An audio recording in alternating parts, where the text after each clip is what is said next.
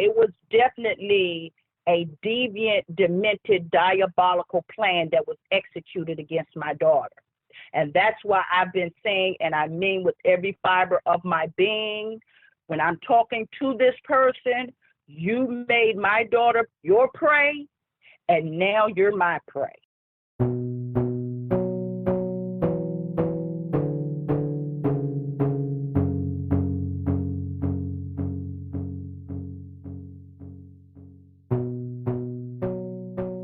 Hello, and welcome to Thin Air, a podcast dedicated to telling the stories of the missing with new episodes every 2 weeks. Thin Air is hosted by me, Daniel Calderon.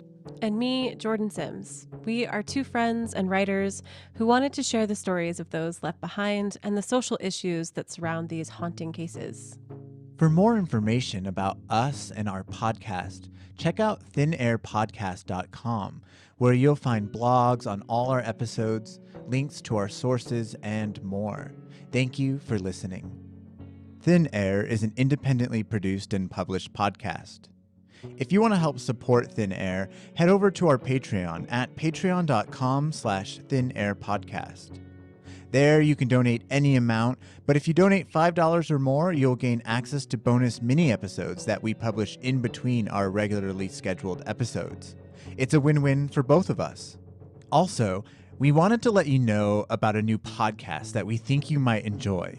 It's called The Fall Line. It re-examines the case of Jeanette and Danette Millbrooks, who we featured in episode 8. Here's a preview of what you can expect. The Fall Line Podcast, a true crime audio serial, investigates the March 18, 1990 disappearance of Augusta, Georgia twins Danette and Jeanette Millbrook. The twins, who were 15 at the time, were treated without cause as runaways, and their case was closed less than a week after their 17th birthdays. Their family worked tirelessly to get the case reopened and finally managed to attract the notice of a newly elected sheriff in 2013. Since then, there has been no movement in the case, no leads, no investigative breakthroughs, and no answers. Why was the twins' case closed? What happened to their original case file? Why were they removed from the National Center for Missing and Exploited Children's database? The Fall Line Podcast works to amplify the voices of the twins' family and to uncover facts, explore and dispel rumors, and develop theories in the case. Tune in, join the discussion on Facebook, and remember, we must find Danette and Jeanette Millbrook. Find us on iTunes or wherever you listen to podcasts. Today's episode is brought to you by our friends at Blue Apron.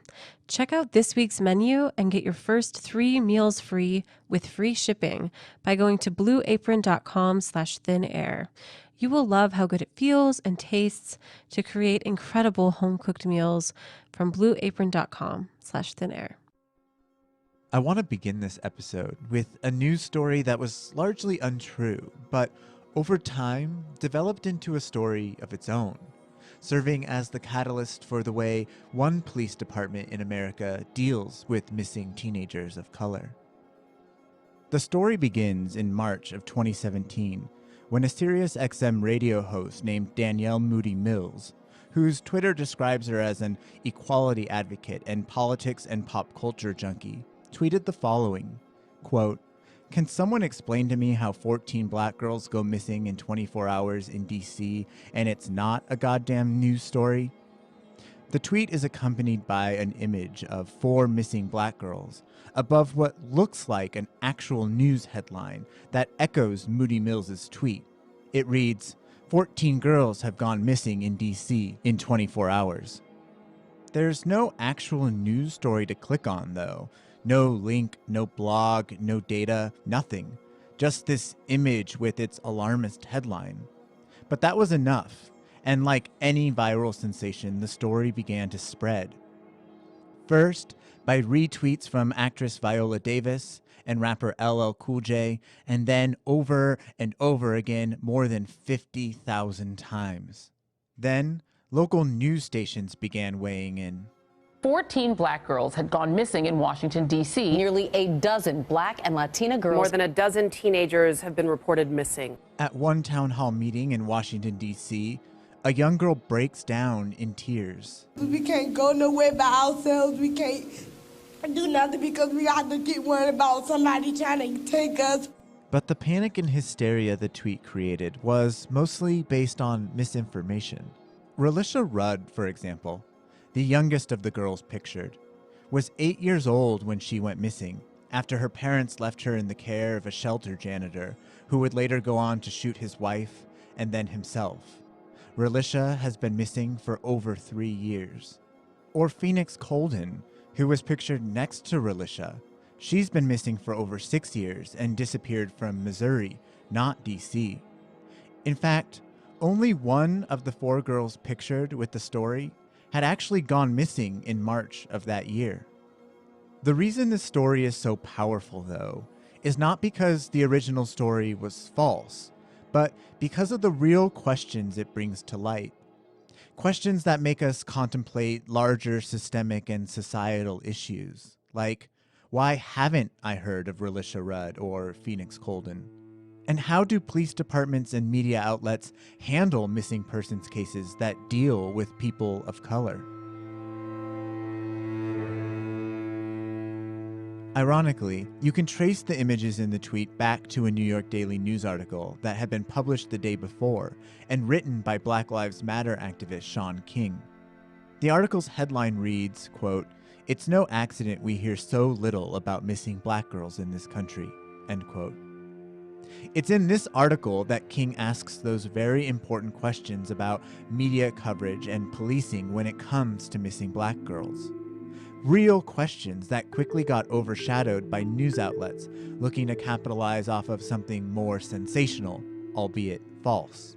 As soon as the story began gaining traction, King himself weighed in on the story, tweeting, "These photos were taken from a story I just wrote, which is fine, but many of these girls are not from DC and have been missing for years."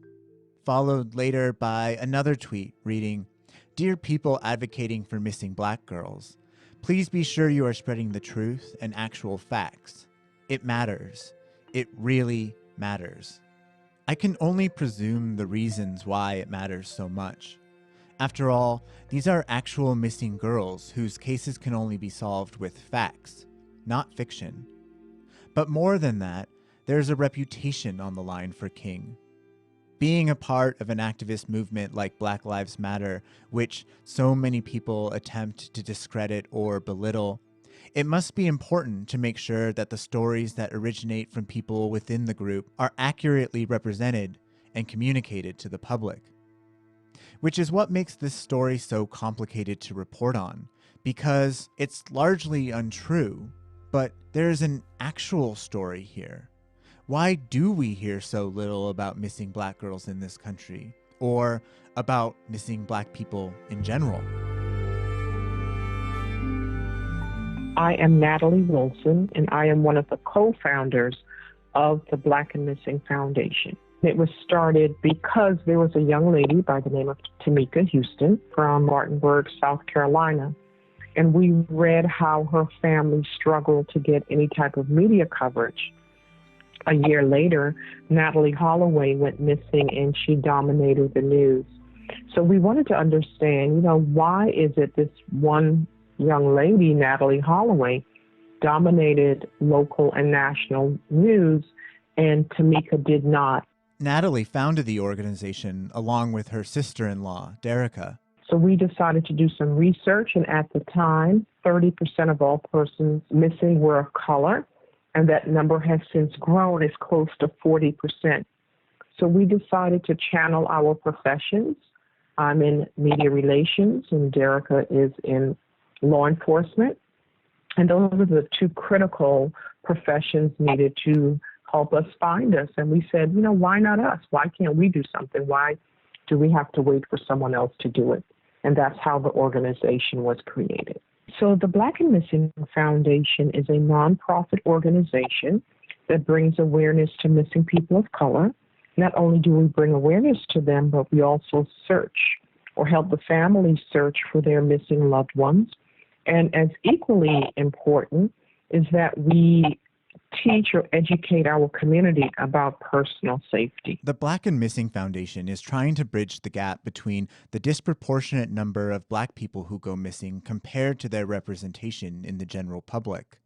For example, the FBI reports that 38% of all missing youths in this country are Black, despite the fact that Blacks make up only 13% of the U.S. population. It was this problem, too, that the Washington, D.C. Metropolitan Police Department was trying to solve in March 2017, the same time that so many people were eager to believe that 14 girls had gone missing in D.C. in 24 hours. Washington, D.C. Mayor Muriel Bowser explains how the confusion may have started. Prior to 2017, we only notified the public of a missing persons case when we suspected foul play, a kidnapping, an abduction. Starting in 2017, we notified the public of all missing children because we think no matter the circumstances of a child leaving home, that any day away from a responsible adult puts that child in danger. Turns out that during this time period, the Washington, D.C. Metropolitan Police Department's social media policy changed from only alerting and making public stories of missing persons if they were considered critical or endangered to alerting the public in all instances of missing persons, regardless of their status. Here's Natalie again. Well, let me start off by saying I commend D.C. Police for utilizing social media to bring awareness to their missing. Awareness is key in finding, any missing person. What I do think in hindsight, I think that the police department could have alerted the public that they were utilizing social media, because you started seeing, I believe it was late February into March, we started seeing a large number of people, especially children, being featured on social media as being missing. So that's why there was such a firestorm. The firestorm that erupted did, however, raise some very important questions and got a lot of people talking about an issue that many, Natalie included, have been working really hard to help communicate to the public for a very long time. And we've been sounding the alarm for quite a while, and that's why the organization was created, because we know and we have seen and we have heard feedback from family members that there's disparity in the coverage and the treatment of our missing. It might not be intuitive, but when Natalie uses the phrase "are missing," she's including a portion of the missing population that sometimes gets overlooked, but is included in the statistical data: runaways. For example, the Washington, D.C. Metropolitan Police Department's website says that they have, so far in 2017, received 1,817 missing persons cases. However, only 54 of those cases remain open and active. Now, those sound like impressive numbers. That is, until you realize that most of those solved cases are actually just runaways who have been found and returned home, voluntarily or not. Here's Peter Newsham, the acting police chief in Washington, D.C., addressing this very concern in an interview with PBS NewsHour. We find 99% of those kids. I think the awareness that has come about as a result of this, though, is a lot of people are asking the question, why are they leaving in the first place? And the other question, which is really important to get to the bottom of, is what happened to them while they were away? Those questions that Newsham asks at the end, why did they run away and what happened to them while they were gone, are the same questions that Natalie and her organization have been trying to answer for a very long time. One child is missing or one person is missing, that's one too many. And we have to understand, a number of these kids have now returned home. But why were they running? What were they running from? And ultimately, what were they running to? From the same news segment from PBS NewsHour, they spoke to Gabrielle Martin, who has been homeless in Washington, D.C. since she was 15. She's now 27. Even though I'm 27 now, I was still considered a runaway because I ran away when I was a juvenile. I know a few of those people on that list, and it's like they're not really missing persons. They're people who just chose to move on because of what they left behind sucked. Like, I think people don't really care about kids that are in the system, and that's what makes us choose to run away. It seems then that the real story in D.C. centers around addressing issues related to teenagers running away, and not the fear-mongering idea that people are being snatched off the streets in broad daylight. Regardless, if that many children are running away, then perhaps there is a way to fix the problem before it even happens. And that's exactly what the mayor of Washington, D.C. is trying to do. Here's Mayor Bowser again. We wanted to be very careful. Not only did we want to raise attention, and let me just be clear that we have no particular issue of children leaving home in the District of Columbia any more than any other jurisdiction. The difference is we're telling people about it and getting that information out right away so kids can come home more quickly.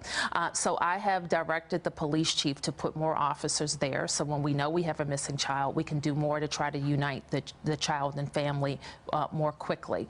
But we're also looking across our agencies, our social service agencies, frankly, so that we're supporting the families while the child hasn't been located. And when they get home, we're setting up a protocol to make sure that home is the right place for them. Right, that they're safe at home. That they're safe, and that we're going to make those resources available. But also, Joy, what's important about this attention is we want kids who are vulnerable to call us before they leave. To contact before they leave home. The challenge then is that when there is a missing persons case that involves a person of color, there is oftentimes an assumption that the individual has decided to leave voluntarily or has disappeared as a result of participating in some type of illegal activity. What we see many times is that when a person of color goes missing, especially their child, they are classified as a runaway. And if you're classified as a runaway, you do not receive the Amber Alert or any type of media coverage. Also, we notice that persons of color, when they are reported missing, they are shunned many times by law enforcement, and they are stereotyped as being involved in some type of criminal activity. So there isn't a sense of urgency or seriousness with the case. With the lack of support from law enforcement, many families of the missing have to learn how to be advocates for themselves in the search for their missing loved ones. We have to advocate for our missing. We say all the time that it takes all of us. All of us have a responsibility to bring awareness to and help find our missing. So it's not just law enforcement, it's not just the media, it's our community coming together, it's parents and grandparents and our neighbors coming together to help us find us.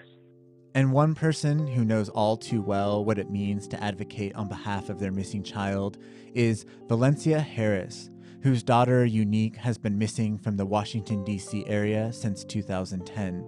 My name is Valencia Harris, and I am the mother of Unique Harris, who's been missing from Washington, D.C. since 10/10/10. I've noticed that you seem to be the one that's like spearheading the investigation. Like if there's a lead detective on this case, it's been you, it seems like, right? Is that fair to say? Yeah, pretty much. I've never looked at it that way, but I guess, yeah, that's a fair statement. What are some of the things that you've done over the years to sort of help get attention to your daughter's case?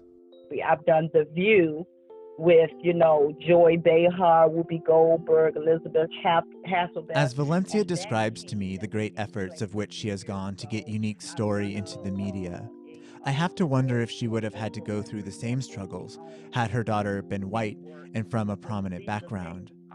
But despite the momentous task of which she's been faced, she never once, during our interview, let it break her spirit. It's been various things. And now I'm on Thin Air Podcast. Despite all of her efforts, in the early days of her daughter Unique's disappearance, she struggled to get the police to investigate because they believed that Unique had left on her own accord, falling into line with the pattern Natalie previously mentioned. It's unfair to these families because they're already, suffering. I mean, Unique has 2 young kids that desperately want to know what's going on with their mom. And I think about Valencia quite often. I remember her saying, one of the things that she wants to know is her daughter okay? Is she eating? Is she cold? I remember she said when she drives by and she sees a bag, maybe a bag of trash or a big trash bag. She wonders, is my daughter in there?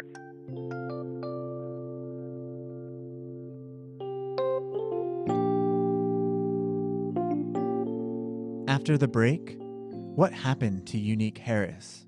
Her story is next.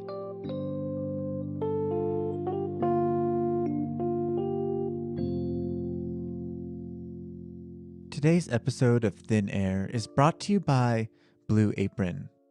You will love how good it feels and tastes to create incredible home-cooked meals with Blue Apron. It has honestly changed the way I eat, as the meals have given me new and exciting dishes to try that I would have never imagined on my own. Blue Apron knows that when you cook with incredible ingredients, you make incredible meals. So they set the highest quality standards for their community of artisanal suppliers, local family-run farms, fisheries, and ranchers. Whether it's pork chops and miso butter or spicy shrimp coconut curry, Blue Apron is always bringing you the best. Thanks again to Blue Apron for supporting this podcast. Check out this week's menu and get your first 3 meals free with free shipping by going to blueapron.com/thinair. Again, that's blueapron.com/thinair.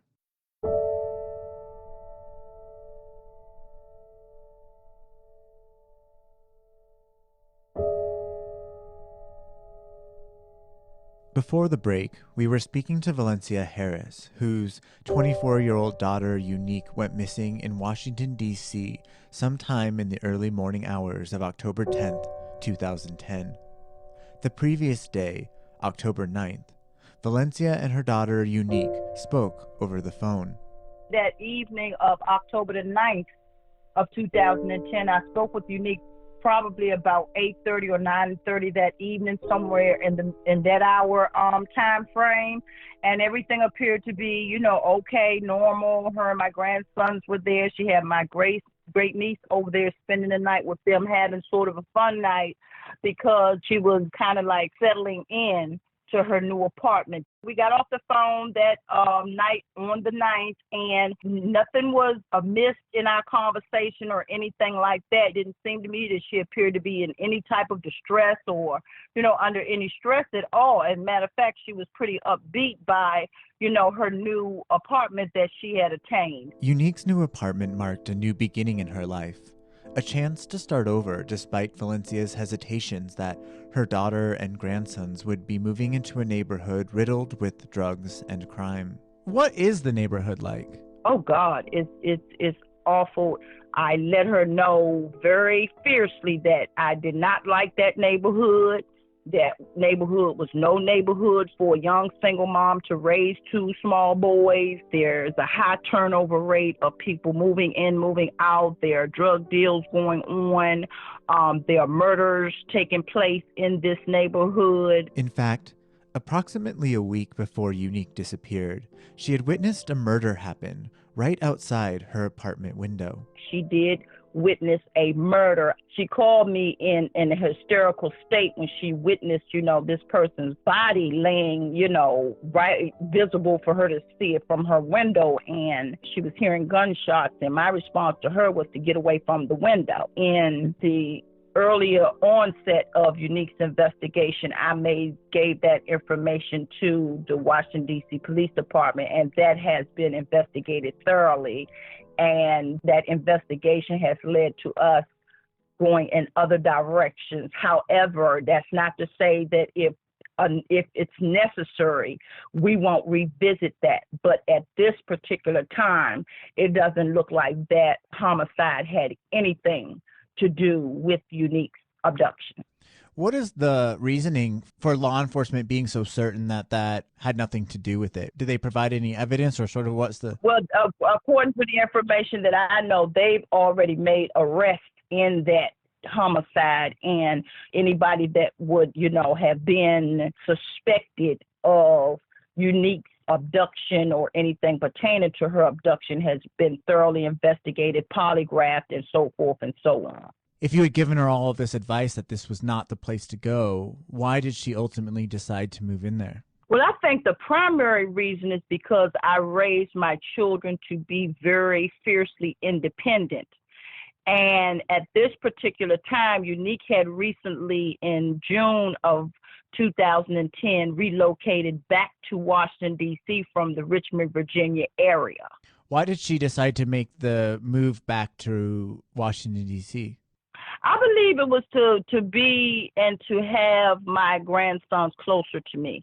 And not only that, she was going through some other issues with the children's father in reference to a bitter custody battle that was going on between my grandson's father and Unique at the time. In the midst of Unique's relationship struggles, she decided to move into her new apartment as a stepping stone to bigger and better things.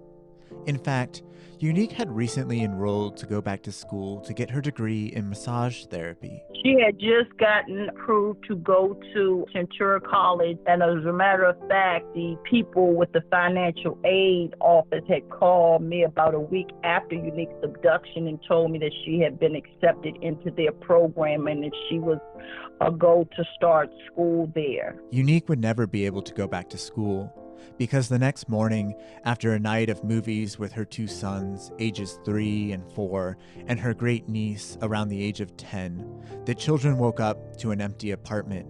No signs or clues of Unique anywhere. My great niece had called her mom the first thing that morning on the 10th when the children awakened. The morning of 10/10/10 and could not find and locate Unique within the apartment. So I guess naturally my great niece called her mom and informed her mom that when they went to bed the night before, Unique was there in the living room of the apartment watching TV. And then the next morning when they woke up approximately 8:30 to 9:30 the next morning of October the 10th, Unique was gone. My great niece's mom informed me at the phone call that she placed to me that afternoon that she had been trying back and forth to get in contact with Unique via her cell phone and calling the children back throughout the day, where she was not getting any responses from Unique herself. My first reply to my great niece's mom was, what do you mean you haven't heard from her this morning? And what do you mean those children have been in that apartment since this morning by themselves?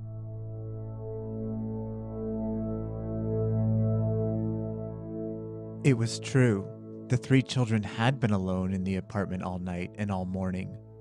Immediately after hearing this news, Valencia hangs up with her great niece's mom and calls the police. I instantly called the police because that's just definitely and totally completely out of my daughter's character. So I called the police and they asked me, certain questions that at that time I had not had enough information from my great niece's mom to answer. So at that point, I definitely let the police know that there was a situation, and once I gathered some more information, I would be calling them back. This was one of the first signs for Valencia that the police department at the time wasn't taking Unique's disappearance seriously, leaving much of the initial investigative work up to Valencia and her father. When Unique's grandfather arrives at the apartment, he finds the door locked with the children inside. The door was locked. And now we don't know whether the door was actually locked from the inside or the outside. And the reason that is prevalent in this case is because along with Unique, her house keys were taken with her. Her keys, her cell phone, and her. As Unique's grandfather secures the children, he brings them to Valencia's apartment, where she is recovering from surgery on a broken leg. He then returns to Unique's apartment to search for further clues about what might have happened to her in between the time the children went to bed and the time they woke up. Information that he and Valencia can use to convince the police that Unique is missing and in danger. One of the first things he discovered in the apartment were Unique's glasses, folded neatly and resting on her pillow. And the position that her glasses were found let me know that, my daughter was supposed to be in resting for the night because she had a habitual ritual of folding her glasses up and putting them on her pillow when she laid down to go to sleep at night. And that's exactly how my dad found her glasses. Unique's apartment happened to be on the top floor of this building, which definitely let me know that my daughter couldn't have gotten out of that building of her own volition down all those stairs and out of that building without the assistance of her glasses, which she is very, very reliant on just for everyday seeing. You know, she needed her glasses from the time she wakes up in the morning until the time she goes to bed at night. It's sometime between 3 a.m. and 9 a.m. when Unique vanishes from her apartment. These times later verified by phone records. We have to keep in mind that this incident, according to the timeline that the detectives on Unique's case and myself have come up with, it was between the hours of a little after 3 a.m. in the morning and 9 o'clock in the morning of October the 10th, when my grandsons and my great niece woke up that next day, because we had a last hit as far as a phone call that we know that Unique was actively on up until approximately a few minutes after 3 a.m. on 10/10/10. Who was she calling at 3 a.m.? What can you tell me about that phone call? Well, actually, the phone call actually came into her phone at that time of the morning, and there was a fairly brief conversation, and you know, my assumption is because of the hour of the morning, there was a very brief conversation between her and that individual, which, you know, to protect the confidentiality of the investigation, I cannot disclose. So are they not a suspect in the case, or? Oh, no, at this juncture, no, they're not a suspect in the case, because we have to keep in mind those phone records, I fought for them in the beginning. So that was like, you know, going on 7 years ago. It was definitely a phone call to someone that we had in the net earlier on. And the person that was on that phone call has already been brought in, questioned, and polygraphed and removed from our quote unquote persons of interest, because the story checked out. With little evidence of foul play, Valencia began to realize the struggles she was up against in regards to convincing the police department that her daughter had been taken against her will and was in immediate danger.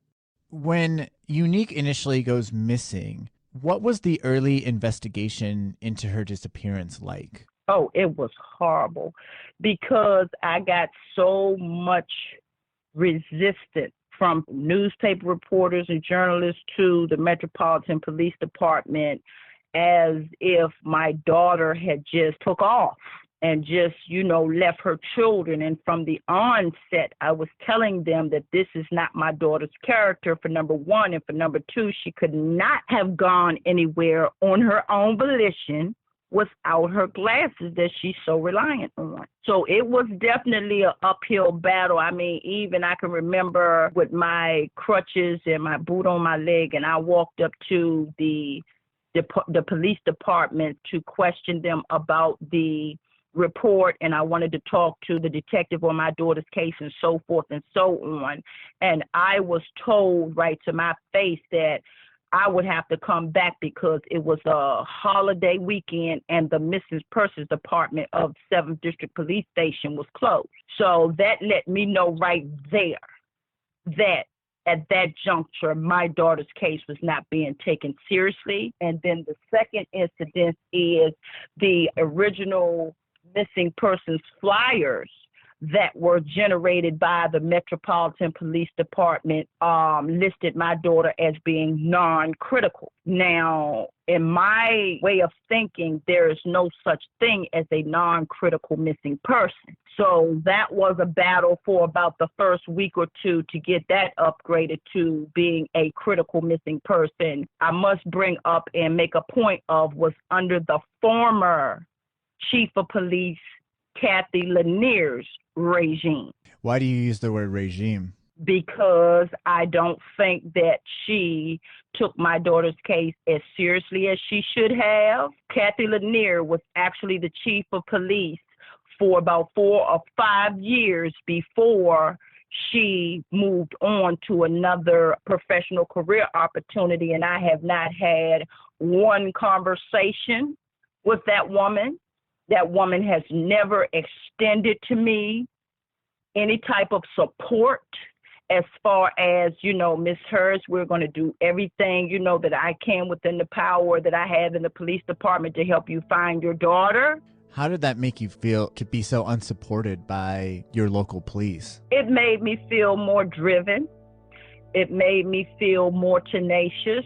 It made me feel more, of a feeling of I'm going to persevere regardless of the police department does. It really did, because few times since my daughter has been missing, I've been at the brink of the heck with the police department.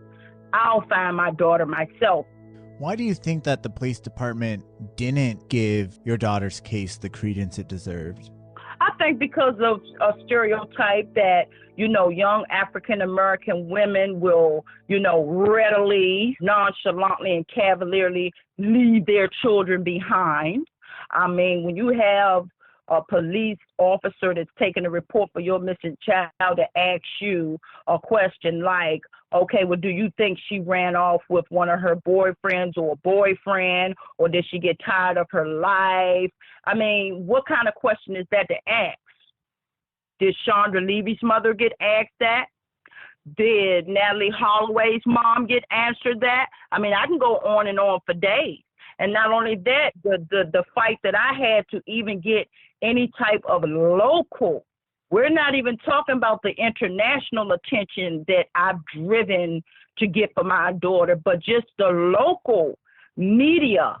The first week that my daughter was missing, they were showing and saw a priority and a more sensational story with the trial of Chandra Levy. And this gentleman was the alleged murderer, okay? Her mom had closure and found her daughter 9 years prior. So I have quite a few reasons why I feel that there is most definitely a disparity as far as my daughter's race, the demographics of where she lived, and once again, as I said, stereotypes. This all falls in line with the ideas Natalie Wilson talked to us about in the first half of this episode. This assumption that when someone of color goes missing, that they have left voluntarily. And yes, there are statistics to suggest that this is the case a large percentage of the time. And not just with people of color, but all missing persons cases in general. However, does that mean they're not worth looking into or publicizing or trying to solve? Here's Natalie again. From speaking with Valencia, there's so many things that do not add up. Unique wore glasses. She couldn't see without them. She left them at home. Unique had just moved into that community from Richmond, and that was not a community that she was familiar with. So there were so many things that don't add up regarding Unique's case. And I feel that many times that's the impression or that's the belief that we have walked away from our environment, or again, we're involved in some type of criminal activity, and we're not.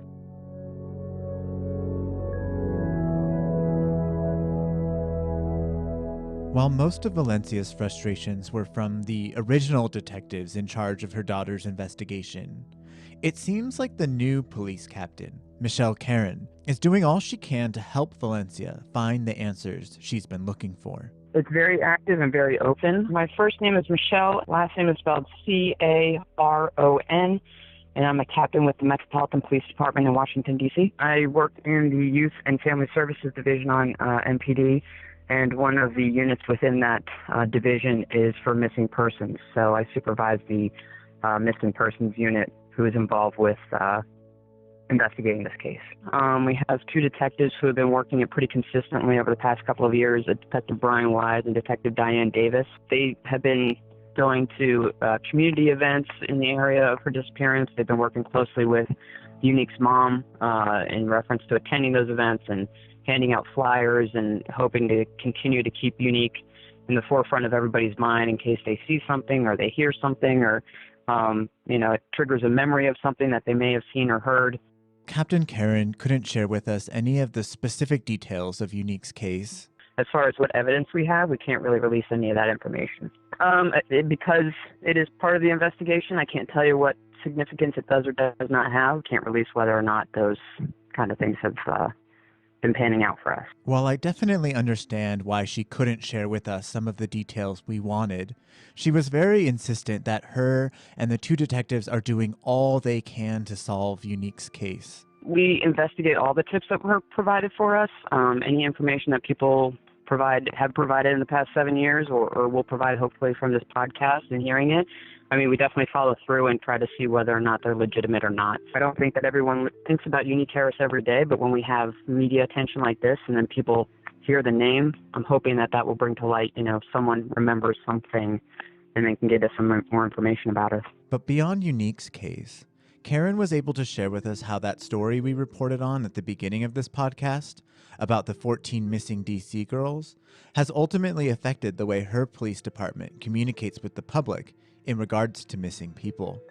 I think it helped us get more information when the information is brought to light, which social media, I think, is a huge proponent for bringing information forward to people. And they seem to think it's a new issue when it's not a new issue. It's something that we've been working on, but to have other people's eyes on those topics, whether it's missing persons or, human trafficking or all the other myriad of things that we deal with, it's better for us. I'd rather have more people involved in paying attention and looking for clues or looking for, indicators than have it been incumbent upon, the few people we have in our units who's doing all the work. So I think it's been a great asset for us to have that be much more public than people may have originally thought of. As we've seen so often in many of our episodes, sometimes the police department is tasked with an almost impossible duty to find clues and answers to a crime of which there are few leads to go on. I think watching the family and friends struggle is the most difficult part. I think a lot of detectives get very, not personally involved, but get attached to their cases. And, they're in contact with this family and the friends for so long and so often when they're doing the investigations that, it's really hard to see these people just not have the answers. Where, while homicide cases are unfortunate and tragic, I think having the closure on it is something that people who are related to missing person cases don't get. And that's the hardest part because you can't give them that final answer of what's happened. And there are just so many questions. Why? Who? What? As you've collected all this information and you've reached out in so many ways, what do you think happened to Unique? I think that somewhere in those 5 weeks that my daughter returned to D.C. and was in her own apartment, someone saw my daughter, got a fixation on my daughter, attempted to befriend my daughter, watched my daughter, and when they felt like they had the perfect opportunity to strike, they struck. And I'm talking about a very, very demented-minded individual. As far as in a diabolical way, I think this was definitely some diabolical intent, even prior to this, abduction of my daughter. You believe it was this calculated, planned out situation? Oh, yeah, because, in thinking about it over the last, 6 and almost 7 years, I don't think they would have gotten away this untraceable for this long because they're doing things in haste when it's at random. But if somebody has the time to sit back and watch a person's movement and their daily travels and what time they take their children to school and what time they're in with their children at night and when they're, going to the laundromat in the next building. It was definitely a deviant, demented, diabolical plan that was executed against my daughter. And that's why I've been saying, and I mean with every fiber of my being, when I'm talking to this person, you made my daughter your prey, and now you're my prey. That's the word that I want to constantly and consistently get out to whoever took my daughter.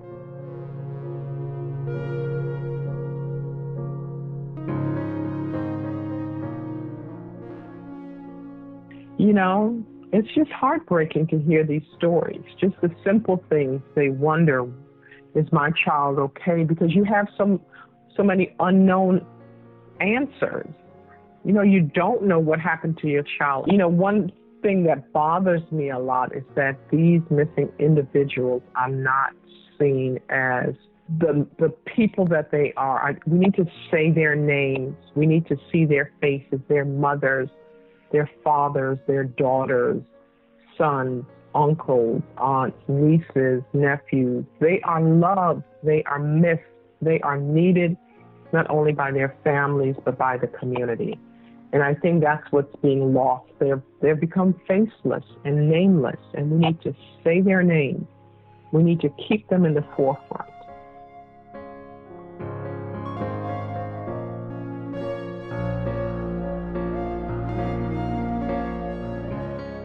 So where are Unique's kids today? They're going to school. They're such, resilient young boys. I'm so proud of the way my grandsons have really been troopers about this whole thing. And I definitely consistently reinforce to them that I am still actively seeking, finding their mom and bringing their mom back to them. And I think and I hope that gives them prayerfully some solace in this whole situation, because for them to be so young when their mom was ripped away from them in such a savage way, a lot of times that can, really, really have a detrimental effect on children.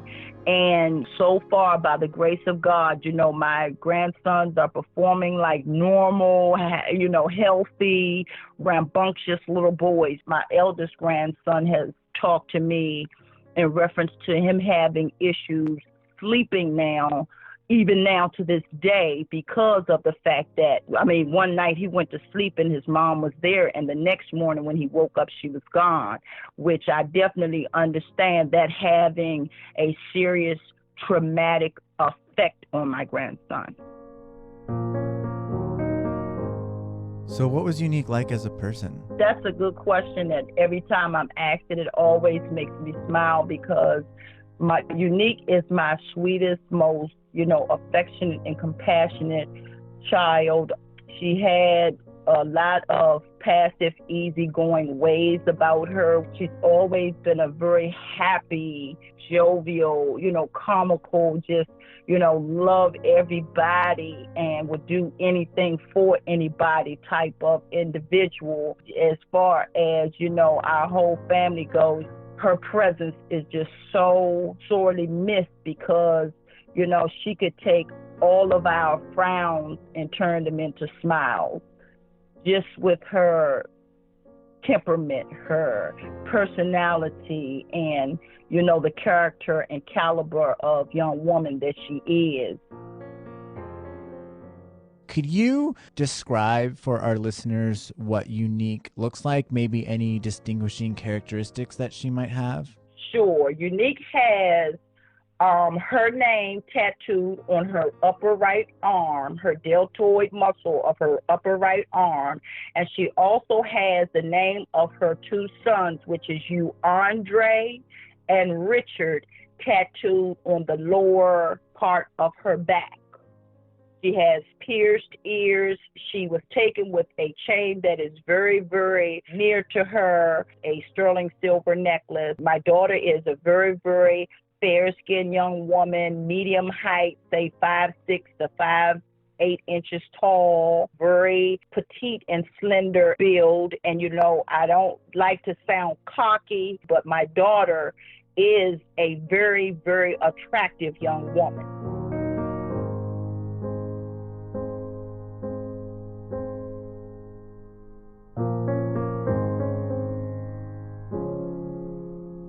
For pictures of Unique Harris, please visit our website, thinairpodcast.com.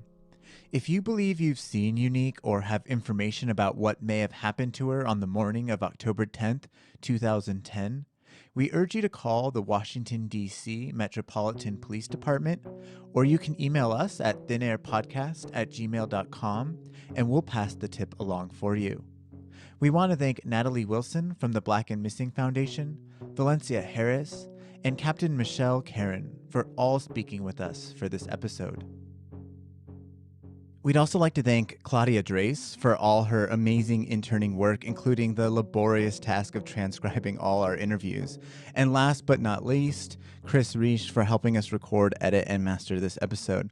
Our executive producers are Anthony Loper, Heather Cadieux, Elizabeth Farmer, Mistea Pena, and Bonnie Mortensen. If you want to be an executive producer, head over to patreon.com/thinairpodcast to find out how. The music featured in today's episode is from Blue Dot Sessions. Their music and information can be found by visiting their website at sessions.blue. This episode also featured music by Chris Zabriskie. All of his music can be found at chriszabriskie.com. We'll be back with a new story in 2 weeks.